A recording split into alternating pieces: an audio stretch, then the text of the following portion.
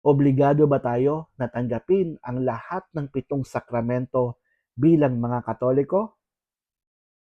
Mga kapatid, ang sagot po ay hindi. Though according to the Catechism of the Catholic Church that sacraments are visible signs of grace instituted by Jesus Christ Himself for the Church para sa ating lahat, hindi naman po tayo obligado na tanggapin o kunin ang lahat ng 7 sakramento. Bakit? Dahil ang 7 sakramento ay nahati po sa 2 kadahilanan. Ano po ba ang mga ito? Una, ang obligatory sacrament. Pangalawa, ang vocational or exclusive sacrament. Pag sinabing obligatory sacrament, 4 po ito.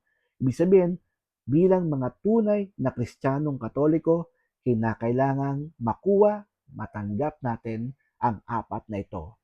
Ito ang Sacrament of Baptism, Confirmation, Eucharist, at Reconciliation.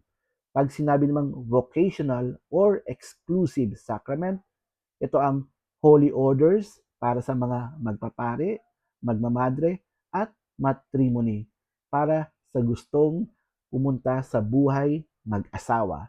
Pero siyempre, kasama naman dyan ang single blessedness, yung mga gustong maging single sa kanilang buhay. At ang pangatlo ay ang healing sacrament. Ito po yung anointing of the sick para sa mga may malubhang karamdaman at matatanda. Sana po nakatulong. 7 sacraments, obligatory ba o hindi? Brother Paul, God bless po.